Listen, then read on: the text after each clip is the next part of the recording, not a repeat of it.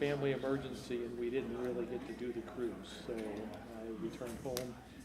Spent 2 weeks dealing with family situations. So. Oh, I am so sorry. I did not know that. No, I didn't tell anybody.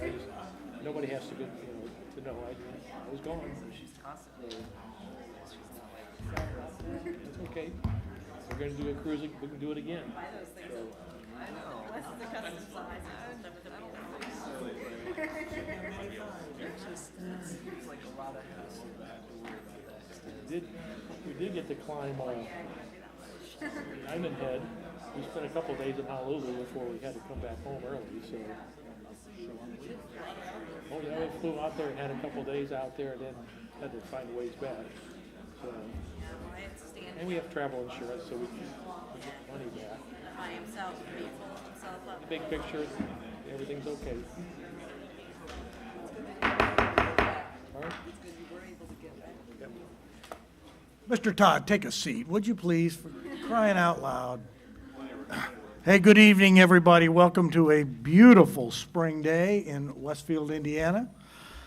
It is, March, maybe? Feels like.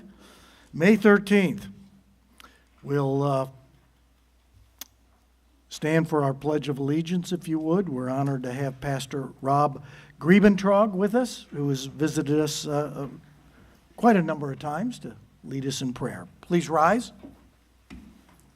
Allegiance to the flag of the United States of America and to the republic for which it stands, one nation, under God, indivisible, with liberty and justice for all.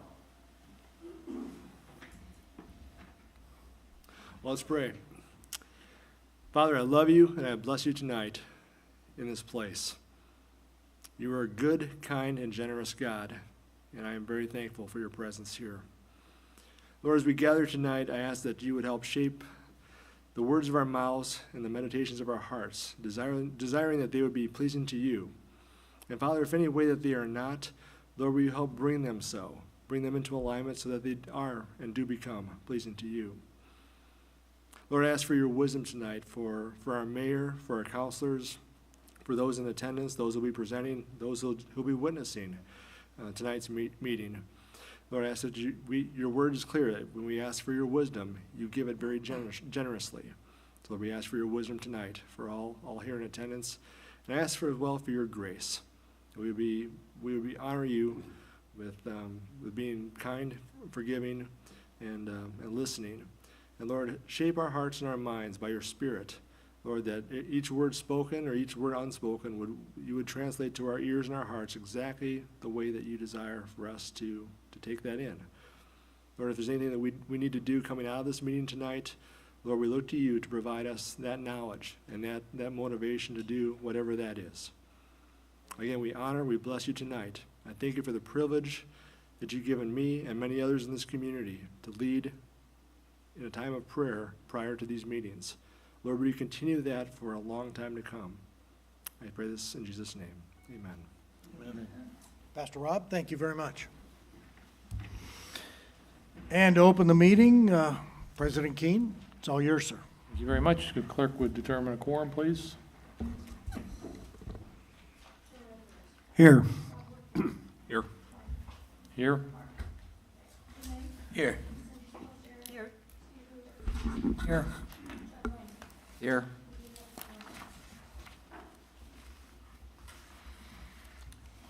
Okay, there are no changes to the agenda, but I will point out that there will be an executive session following the meeting to deal with our attorney giving us a little update on a couple of legal issues. So that will occur in here once we are able to clear the assembly hall. Moving on to the agenda, approval of minutes. So you have had a chance to review the minutes. I need a motion to approve. So moved.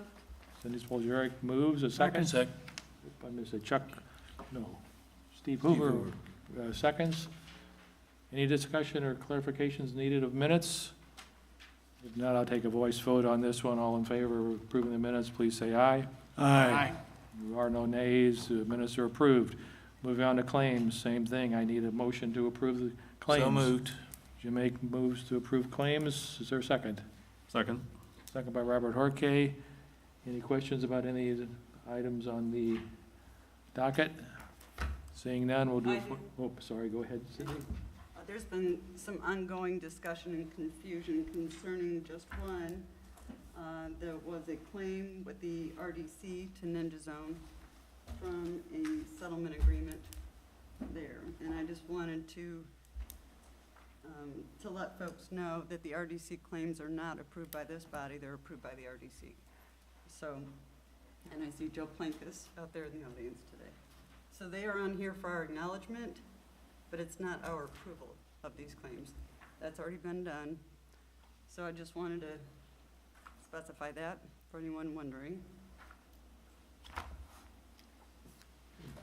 RDC Redevelopment Commission, for those who don't know acronyms. Any other comments? Take a voice vote. All in favor of approving the docket, please signify by saying aye. Aye. It's unanimous, and there are no nays. The docket is approved. I believe we have no special recognitions, and we have no old business. So, moving on to new business, Resolution 19-108. Amanda. Good evening, President, members of the council. For the record, my name is Amanda Rubadoo with the Economic Development Department. Before you this evening for consideration by Resolution 19-108 is the annual tax abatement compliance review as required by Indiana Code. Before you this evening, the council's approval tonight would confirm compliance with the statement of benefits from the abatement approval. The city currently has 18 approved abatements, 17 are active, 8 real, 9 personal property, 1 vacant building deduction. 1 approved abatement has not yet completed their improvements. That's Shelby Materials, that's real property abatement over on Mule Barn Road. Tonight's resolution includes all 17 active abatements. 16 of the active abatements have either reached their projections for employee numbers, salaries, and improvement/investment, or are on a reasonable trend to reach their projections by the end of their abatement period.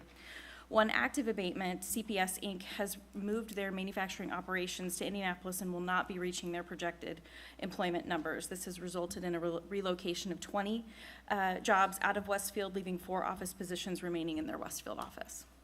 The resolution is before you for your adoption consideration.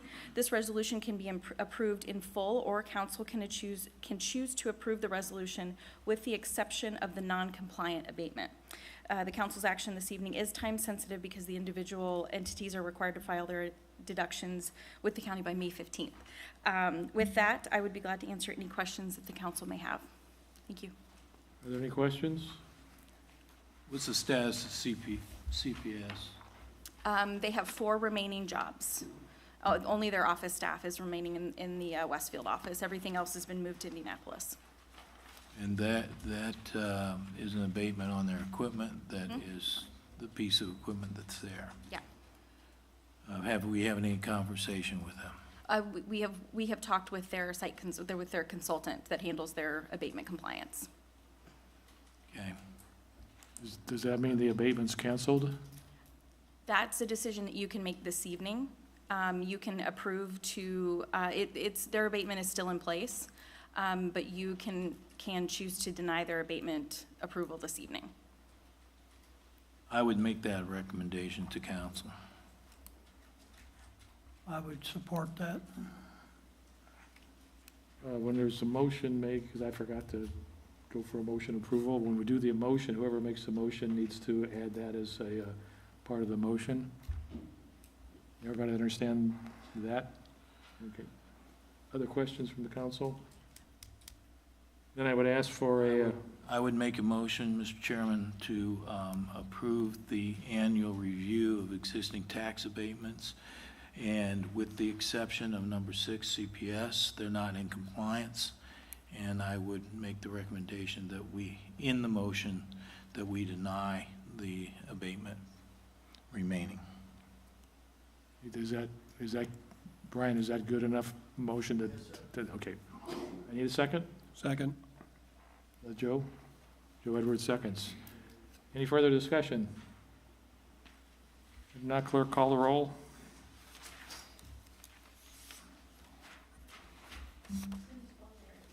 Yes.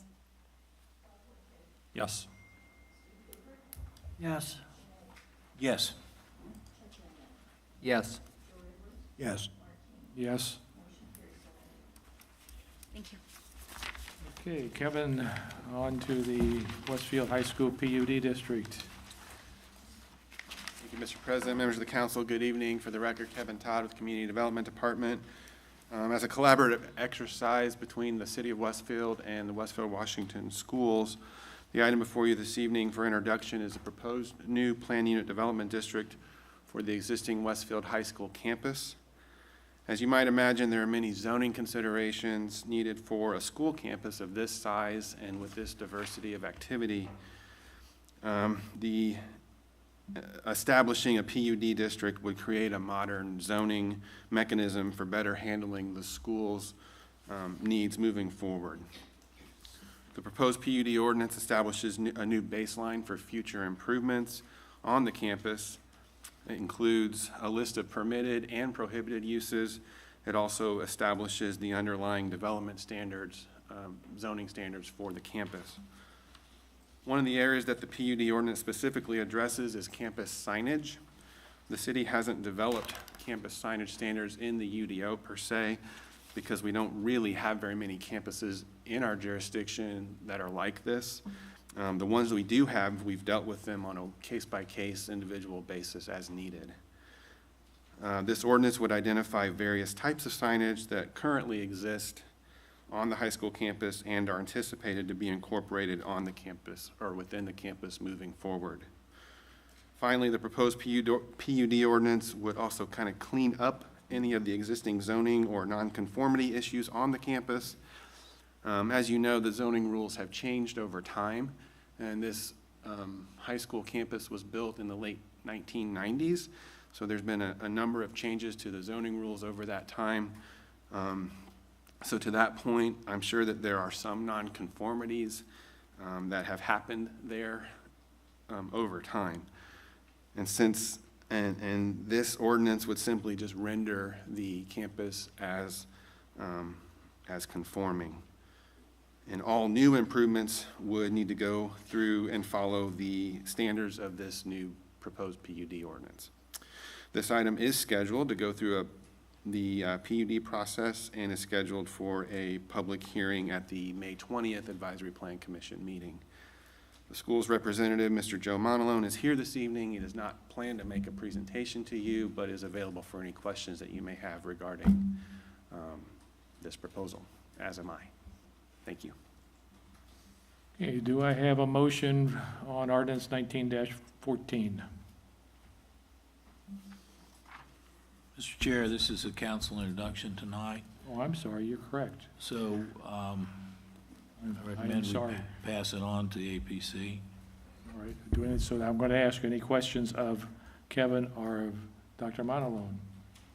Kevin, I have a question about parking. There seems to be, they park way down Union Street and way down Hoover and way down Catherine Drive, and will this free up enough parking spaces to alleviate that? Joe, you want to speak to that? Are you speaking specifically during events? Is that, Well, during school. or during school as well? Yeah. Yeah, with construction this summer. Joe, would you come up? Yeah, absolutely, love to. Thank you very much.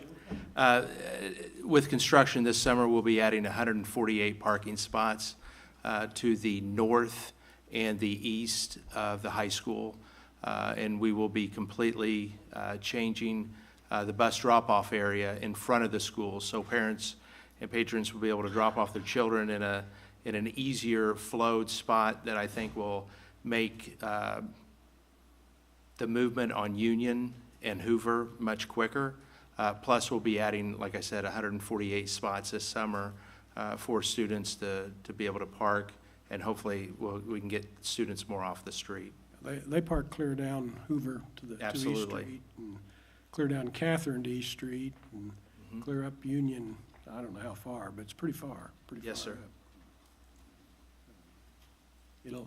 That will certainly help.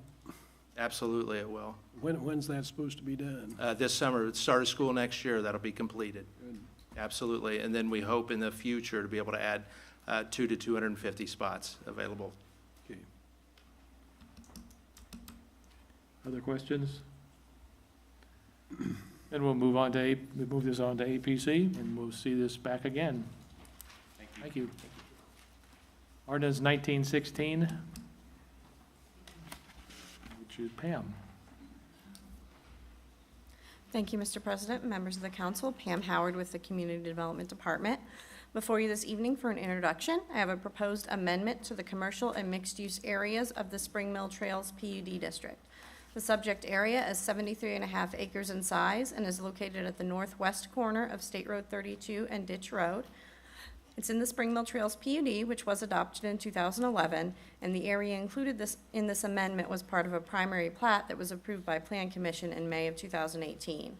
The purpose of this amendment is to reestablish the boundaries of the mixed-use and commercial areas on the property and to permit additional auto-related uses within both districts. This item is scheduled for a public hearing at the June 3rd Plan Commission meeting. I do have Jesse Pullman here on behalf of the petitioner. He plans to make a brief presentation, after which both he and I will be available for questions. Thank you.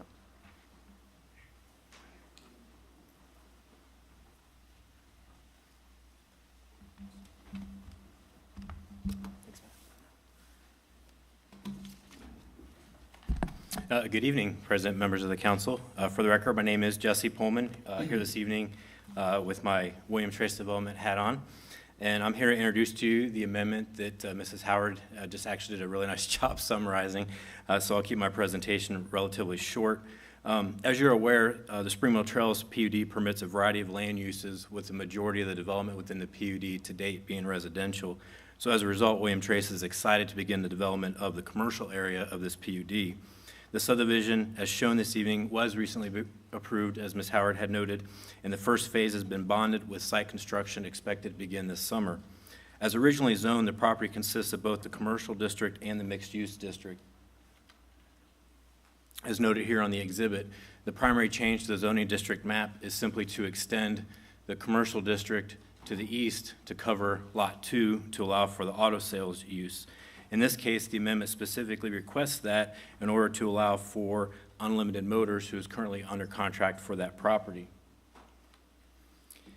In addition, the Lot 4 is expected to be developed this summer as well for the Hoosier Market that was approved last week on the detailed development plan by the Plan Commission. And then Lot 3 is under contract for a car condominium use. For those of you that may not be familiar with what a car condominium facility might be, it's a collection of buildings and units that are owned individually and primarily used for storage, restoration, and detailing of collector and hobby vehicles. In addition, the facility offers a unique opportunity for like-minded individuals to socialize, as well as offer a secure facility for the storage of their collections. We believe the car condominium is not only unique to Westfield, but unique to the Indianapolis metropolitan area. Collectively, these three lots, Lot 4, Lot 2, and Lot 3, as well as the related infrastructure, represents an estimated $400 million investment into Westfield. The requested amendment is necessary to facilitate the uses, as well as the development standards for the site development pattern, and then the architectural standards as it relates to these buildings. Prior to the Plan Commission public hearing, we'd like to invite you to our open house for adjacent property owners that we're going to be hosting next Wednesday, May 22nd at 6:30. And we'll be hosting that up the street from this property at Northview Christian Church, located there on the southeast corner of Casey Road and 186th Street. In closing, we believe that this amendment is appropriate and is necessary to accommodate the logical development of this development of this property, and that is consistent with the economic and design objectives of the comprehensive plan, as well as the intent of the original PUD ordinance. In closing, if you have any questions, I'd be happy to answer those, or comments to take with us here this evening as we move forward to the public process. Otherwise, I'd like to thank you for your time. Are there any questions of council members? I have a comment. I know that you guys have been desiring this use for quite a while. I know it's been talked about. I will say I have concerns in general about the focus on the auto-related uses and having that be permitted here when that was not the original intention of the areas, and specifically for the mixed-use area. I don't think anyone envisioned an auto sales situation there. So it is kind of altering the character of it, and you're talking about a mostly residential area right there that it will be abutting, but realizing this is supposed to be a pretty heavy commercial area, I'm willing to consider it. I wasn't real happy with what I saw on the character exhibits, I'll be quite honest. So I'll have more comments later. Yeah, and I appreciate that. And as we look at the current uses, just for clarification, the auto uses are currently permitted on the north side of Termit Trail on all this real estate with the exception of Lot 2. And then I think particularly as we've worked with Unlimited Motors, and I think the city staff has over the years as well as they've tried to find a location, I think for us in this development, it's a unique opportunity because when we look at the rest of the 32 corridor or the 31 corridor, it's a land use that I think is desirable for the community. And so when we look at where those opportunities present themselves, this seems like one of those good pieces of the puzzle to kind of fit that theme and skip some of the other aspects of the corridor that I think they've generally been discouraged from locating in. But we'll definitely be happy to continue to have that conversation and hear your additional feedback on the design. How big is that buffer yard between the residential area to the north? The common area there where the pond is roughly about a football field in depth. Thank you. Jesse, how many cars in Lot 2? As far as parking, I don't know. That's what we're showing there is a schematic working with Unlimited Motors. It's roughly about a 37,000 square foot building, a 9-acre site. You know my concerns about that, so.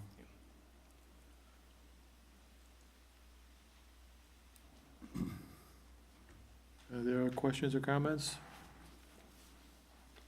Thank you, Jesse. Thank you. We'll move this on to APC.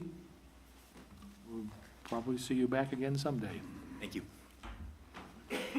Ordinance 19-17, Fox Hollow PUD. Jonathan. Evening, Council. Before you tonight for introduction is the Fox Hollow PUD District. This planned unit development is located at 1111 East 156th Street and plans to change the current AGSF1 agricultural single-family rural district to an underlying SF2 single-family low density. This PUD will also allow for a maximum of 4 dwellings on its 8 acres and will modify some of the development standards. Here tonight to speak further on this is the petitioner, Noah Herring. After making his presentation, both the petitioner and myself are available for questions should you have any.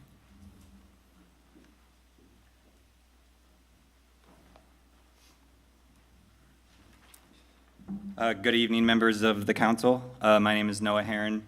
I'm the current owner of the 8 acres at Fox Hollow Farm. It is our intent to divide the 8 acres into 4 total lots, being on average 2 acres per house on these lots. The lots will be the equivalent or larger to most residential lots in this area. My wife and I plan to build our home here and sell the 3 remaining lots. The lots and size, the lot sizes and the custom homes will fit in with existing homes in this area. Exhibit B in the PUD shows the desired lot layout, and Exhibit D shows the intended architecture to be used. We believe the project will not decrease the value of any neighbors' homes. We believe the project will add value to Westfield, and we hope to keep all existing trees and natural rolling features of this land.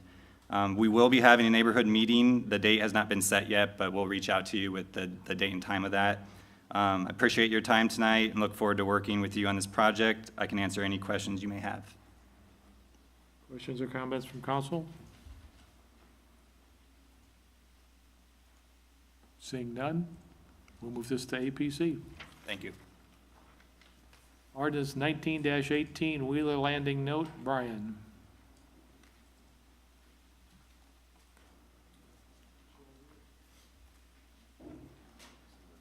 Wheeler Landing Note. Man.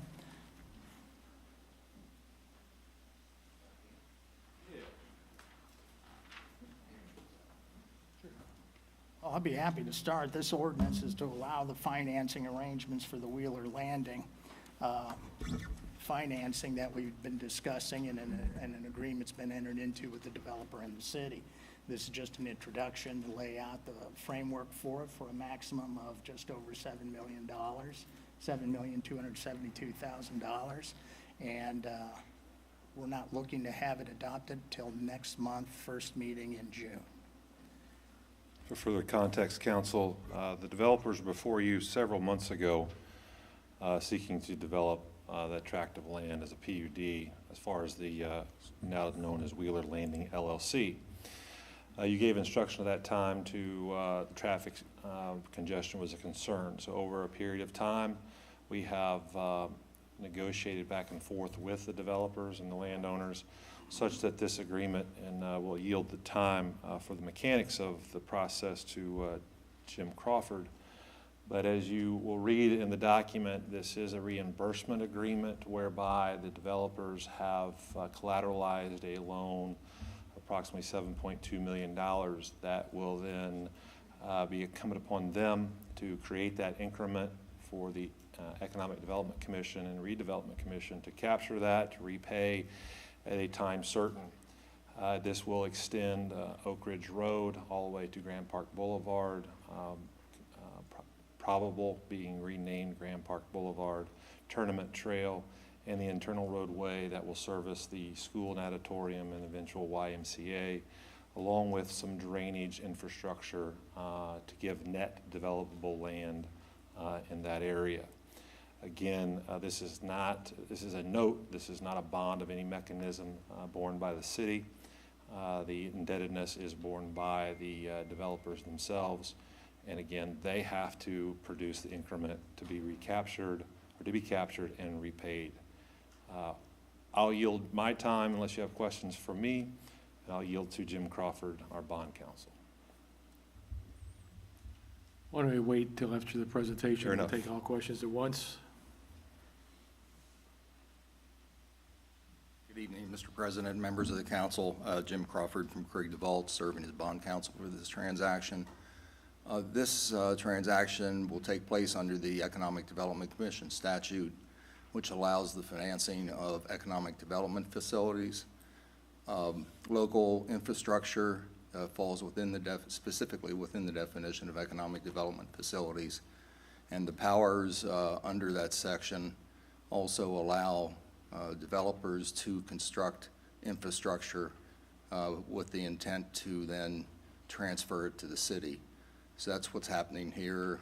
It has gone through the Economic Development Commission. There will be a pledge resolution from the RDC pledging the TIF from the Wheeler Landing allocation area that's just been created. The note will be payable from that TIF allocation and from some road impact fees. So it's incumbent upon the developer to get AV out of the ground so that there is increment to pay off that note, which the developer will hold.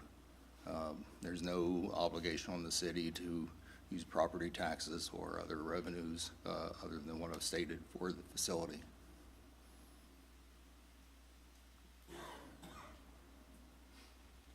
Now, with those comments, do we have any comments or questions from council? So what happens if the developer defaults on the note?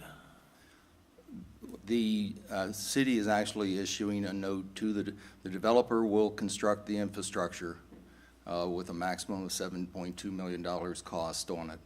The developer will pay for that, and then the city will reimburse the developer over time with the note payable simply from TIF allocation funds and RIF. So it's incumbent on the developers holding that note, so it's incumbent upon the developer to create TIF increment so that they can receive payment back for what they have put into the project and paid for the infrastructure improvements for the city. So the city has no obligation whatsoever to pay off any part of that other than to reimburse them if the TIF funds are available? Other than TIF and RIF, if those fall short, that's the developer's problem. Okay. Thank you. So the TIF funds are only captured from the area of Wheeler Landing? Correct. So if they construct this more quickly, then it's paid back and the TIF funds then go back to city use? Yes. Once the note is paid off, all of the TIF funds go to the normal redevelopment commission and city use. And it would be possible for the city to put that back on the regular tax rolls then, since that's developed area. Well, what is being constructed is roads, streets, stoplights, so there won't be any AV from that. But the 4 areas that the Wheeler group is seeking to develop there, all the AV from that will go to pay off the note. Once the note's paid off, then that AV will be available to the city. Right. Yeah. Okay. Other questions or comments? City or the schools, if the TIF is not renewed,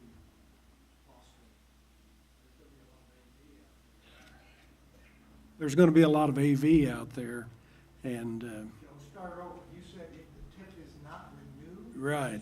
Start over what you said. Okay, my question is, when do the schools ever participate in this sharing of the AV and the tax money therefrom?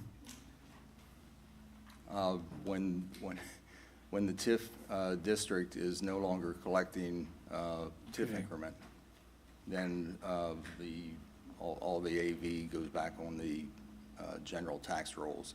So there might typically- be a time we wouldn't see it necessary to have that TIF anymore. Correct. And typically, when a TIF district is created, baseline is struck for the AV, and that existing AV and the levies on that continue to go to the various taxing units that have jurisdiction over that area, and that does not become TIF increment. A lot of times, when TIF districts are created, there are existing buildings, there are existing AV. In this case, it's bare ground, so there is not a lot of AV there. But it is possible in the future that the RDC could say, we only need a 75% TIF and 25% could go back on the Correct. regular tax. And a referendum overrides TIF, so That's the right. school It's on does get top the of it. referendum money from that. Yes. So, and that's an annual setting of the TIF amounts. Yes, in July, the RDC has to make a determination if they're going to need all of the TIF, and then if there's an excess, then it goes to the taxing units. And they could take any action in the future to pass portions of it to the schools or other entities. But initially, they'll be collecting 100% to pay the note down. When that's done, why, then that's when you can think about other things. Correct. Procedurally, can I ask how it works when the Wheeler Landing TIF, the sub-allocation area comes off, it reverts back still to the underlying Grand Junction TIF, correct? But as you know, under the RDC statute, TIF districts have a maximum 25-year life, and it will have a 25-year life to that TIF increment district. Then it becomes a matter for the RDC to determine, once this note's paid off, what they're going to do with that TIF increment. Whether they're going to keep 75% past 25% through or whatever, Right. given the But circumstances of just the saying we time. paid this one off in, say, 2 years, wow, I mean, imagine, and say that was paid off in 2 years, that we could take off then that sub-allocation area once the debt is, once we paid it back, and then it would still be Grand Junction allocation area, right? I mean, the bigger TIF. If you do away, if you do away with the Wheeler Landing allocation area, Right. then it falls within the Grand Junction. So no matter what, that would remain as long as that is still in effect. Correct. But what could change is the percent of the TIF district that's needed to pay off the bonding. So you could have an 80-20 or a 75-25 in any given year if development occurs as expected or better than expected. Correct. Other questions or comments? Thank you all very much. Thank you. This will come back before us for adoption consideration in June. Miscellaneous business, who's the food truck guru? Well, I can, I can comment on that. We have a request before us for use of 3 food trucks on June 2nd at Cornerstone Bible Church, which is located in the heart of Centennial Subdivision. And they are having a special celebration, and they have requested that council will approve the use of, and it's our purview to approve the use of food trucks on this limited basis on one day for about 3 hours. Of course, there's some setup time involved in that. But they will come and go fairly quickly. And so I would ask for council's approval on this item so that they can have their festival on June 2nd, excuse me. Okay, so then could I have a motion to approve the use of food trucks at Cornerstone Bible Church on June 2nd, 2019? So moved. Second. A motion by Cindy Spiljerik, second by Jim Ake. Any comments or questions, discussion from council members? Seeing none, call the roll, please. Yes. Yes. Yes. Yes. Yes. Yes. Yes. That concludes our business. Matt, do we have any cards? No cards. Comments from city council members? I can give an update on Advisory Plan Commission meeting, which was actually held last Wednesday evening due to the election. We had a consent agenda list of items that was approved that included the Westfield Playhouse, Kitty Academy at Chatham Commons, Hoosier Market at Gristmill Crossing, and the Monon Crossing. We had item of business, PUD 07 South Oak PUD amendment. That received a negative recommendation from the commission. We held public hearings on several items, including Wheeler Landing Section 1, the development plan, site plan. We held, there was a public hearing for Urban Vines PUD, public hearing for Chatham Hills PUD Amendment 6, public hearing for Austrian Pine PUD, and a public hearing for the Unified Development Ordinance Amendment. That was it. Any other council comments? I have a couple. There are no action items, there are no items coming before us that would necessitate a second meeting in May, so there will be no second meeting in May. And also, I did mention at the last meeting that we would have some kind of I'll call it a work session going forward. I'll be meeting with the mayor on Thursday, just to invite the primary winners along with the present council to start talking a little bit about Grand Junction and what we see Grand Junction looking like, so before projects start coming before us, and I expect to see a number of those come before us. There's some semblance of, on the administration, as to what it is the community's looking for with the Grand Junction. So be thinking about that, and I'll just kind of look at an agenda. This would have been a great night to have a little discussion period beforehand because it's so short, but I'll look at that and see what would be an appropriate time and make sure that the other people are invited to that discussion. I did see your TV little blurb on the Grand Junction, and you made a comment about what you saw it looking like, and that sounds good. But we did approve an alcohol beverage thing alcohol thing because of the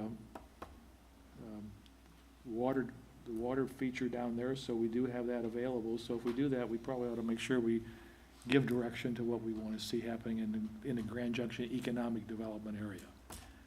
With that, Mr. Mayor, you're up. In the Grand Junction, in the mud lot, is that what you're referring to as the water feature? People still want to park even in the mud. It's amazing. So I don't. The several things that we've been working on here in the last several weeks, I think one of the most exciting things, in January at the State of the City, we announced the Well-Being Coalition, which is really building on the social needs, as the city has proven with with the Youth Assistance Program and addressing the needs of our youth. We're stepping out and endorsing not only our youth, but our adults and our seniors with this new program. Vicki Duncan Gardner and Tanya Harving really headed a lot of this up. We expected about 50 volunteers to step forward to look at this all-encompassing piece that really looked at the social, physical, mental, emotional, and spiritual needs of our entire population. We expected about 50 people.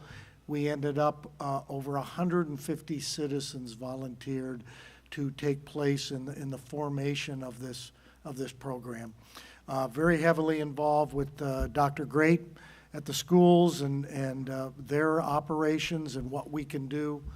And this last week, the group announced their findings of what step 2 will be and asked for volunteers to serve on the various committees to take this thing to the next level. And it is, once again, it's the people of Westfield stepping out, just like they have proven with the Youth Assistance Program that, as you know, is all over the county. The legislature passed a bill this session that allows this youth assistance type program to go to the entire state of Indiana. And it was all based on what the citizens of Westfield came up with. And we're very, very proud of that. A large part, well, a part of this overall campaign is also going to be, and I see we have a number of our public safety officers in the back.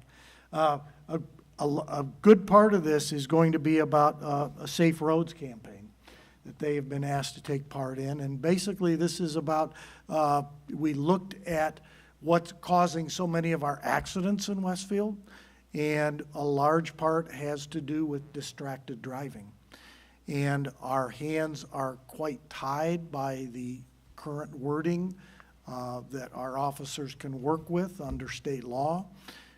We are working to better educate our drivers on the fears, the reactions, especially of our kids, of talking with these. And I'll ask you, how many times do you see people with these in their ears? And so that is one of the many aspects of this well-being coalition. Event-wise, we have coming up a new event on May 24th, very first time. It is the citywide celebration of something we all always look forward to, the last day of school. It's called the Grand Summer Kickoff, and where better to have it other than America's largest playground at Graham Park. So we'll have, again, in conjunction with our schools, a huge family day on May 24th, beginning at 3:30 p.m. A huge time out at Graham Park to celebrate the end of school or the beginning of summer. And then don't forget, on May 27, Memorial Day, I may show up, but I will not participate the Graham Park Grand Run on Memorial Day. Thank you very much. Do we have a motion for adjournment? Second. All in favor, please signify by saying aye. Aye. That was unanimous, no nays. We are adjourned.